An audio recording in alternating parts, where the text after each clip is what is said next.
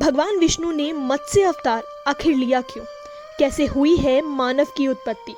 क्या भगवान के रूपों से मानव के जीवन का कोई वास्ता है? और सबसे ज़रूरी बात, क्या सनातन धर्म की ये बारीकियाँ वैज्ञानिक तत्वों से कोई ताल्लुक रखती है? चलिए जानते हैं आज इस वीडियो में। दोस्तों, आज की वीडियो बहुत खास होने वाली है और मैं आप सभी का स्वागत करती हूँ आज की इस वीडियो में। चलिए शुरू करते हैं भगवान विष्णु का नाम लेकर आज की यह कहानी। जय श्री हरि। विष्णु पुराण में एक कथा बहुत प्रचलित है जिसमें भगवान ने मत्स्य रूप, अपने पहले रूप की कथा का वर्णन किया है।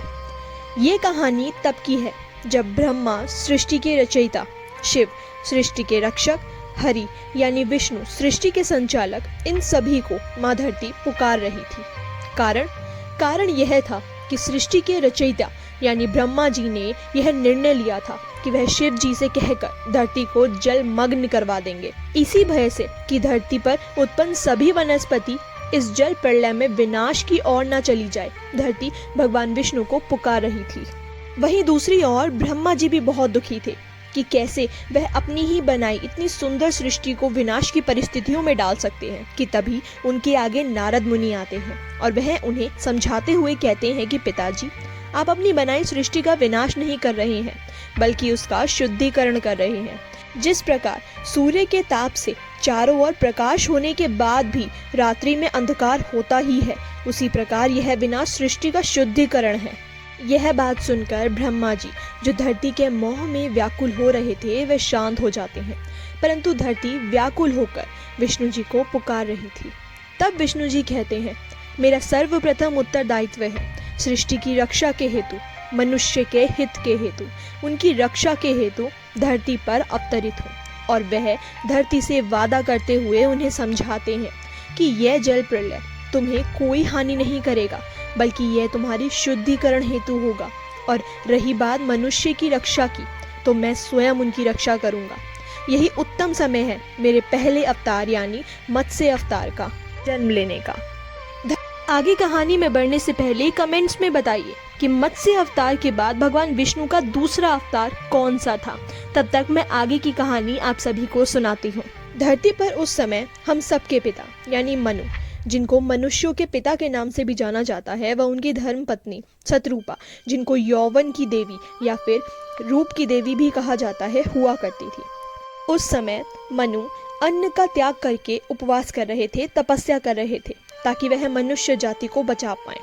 मनुष्य जाति की उत्पत्ति के लिए मनु को उत्पन्न किया गया था भगवान ब्रह्मा ने, व शतरूपा को भी, ताकि धरती पर मनुष्य जाति की उत्पत्ति हो पाए।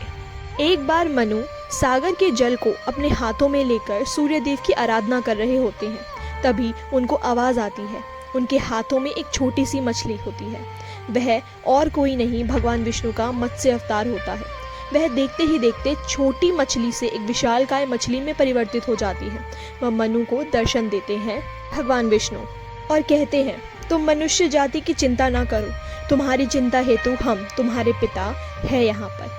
जलमग्न करने का निर्णय मनुष्य जाति को खत्म करने हेतु नहीं है बल्कि धरती की शुद्धिकरण हेतु है, वह नई शुरुआत के हेतु है।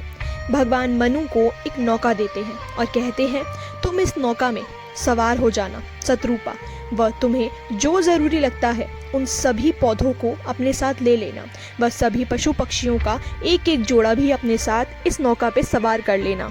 भगवान कहते हैं, आने वाले कुछ दिनों में बारिश होगी, जैसे मानो आसमान फट गया हो, पर मैं तुम्हें अपनी पीठ पर इस नौका की मदद से सुमेरु पर्वत पर सुरक्षित पहुंचा दूंगा।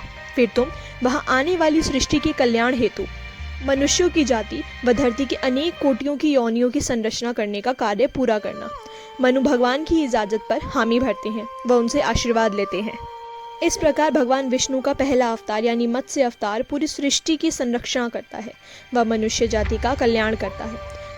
श्रोताओं, आपको भगवान विष्णु के पहले अवतार यानी मत्स्य अवतार की कहानी कैसी लगी, मुझे कमेंट सेक्शन में बताना बिल्कुल मत भूलिएगा और कमेंट सेक्शन में जय श्री हरि लिखना भी बिल्कुल मत भूलिएगा।